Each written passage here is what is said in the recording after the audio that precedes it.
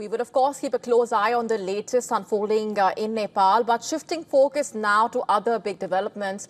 Explosions rocked Doha, sending plumes of smoke through the city. Israel says it was a strike against the top leadership of Hamas. The Hamas team was engaged in negotiations with other officials in the Qatari capital.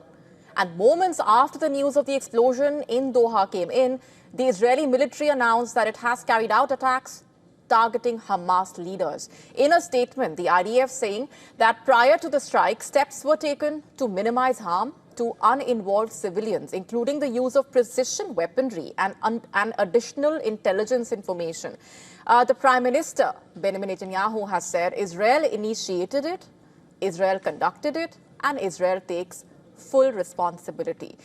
The attacks coming a day after a deadly shooting in Jerusalem a day earlier, claimed by the Palestinian militant group. Qatar has condemned the action as cowardly and called it a flagrant violation of international law.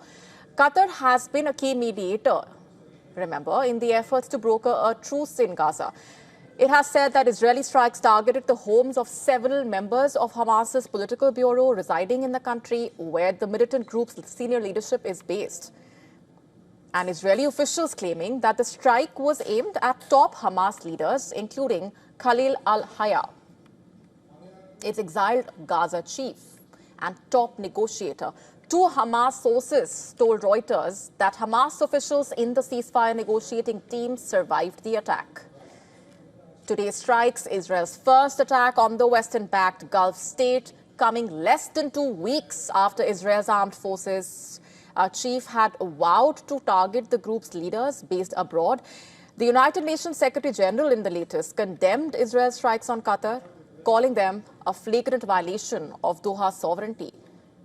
The Saudi Crown Prince, meanwhile, termed Israeli attack on Hamas in Qatar a criminal act, quote unquote. The U.S. Embassy has said that it has seen reports of missile strikes occurring in Doha. The U.S. Embassy has instituted a shelter-in-place order for the facilities. U.S. citizens are advised to shelter in place and monitor the developments. In fact, Israel's far-right finance minister in the latest praised the targeting of Hamas leaders, including Khalil al-Hayya, the exiled Gaza chief and the top negotiator. Most of Hamas's leadership in Gaza has been killed in the war that started on October 7, 2023. While the group's political leadership abroad has mostly been untouched, the U.S. Embassy in Qatar told citizens to shelter in place.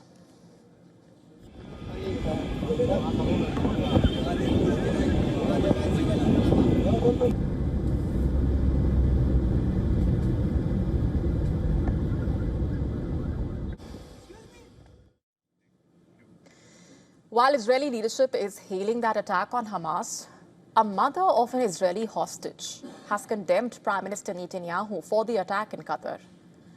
Hamas, remember, still has 20 captives who are believed to be alive. The negotiations to end the Israel-Hamas war have been ongoing. Listen in to the emotional plea from the mother. I am trembling with fear. I am trembling with fear. It could be that at this very moment, Prime Minister Benjamin Netanyahu has essentially sentenced my Matan to death. Anyone who deliberately chooses to endanger my child's life is murdering him. Why does the Prime Minister insist on blowing up every small chance for a deal? Why? My Matan's life has been in real danger for 22 months already. Until when? Again and again and again, the Prime Minister sabotages the deal, every deal that is on the table. I've had enough. Enough. The people of Israel are tired of this war. End it already and bring everyone back in a comprehensive agreement.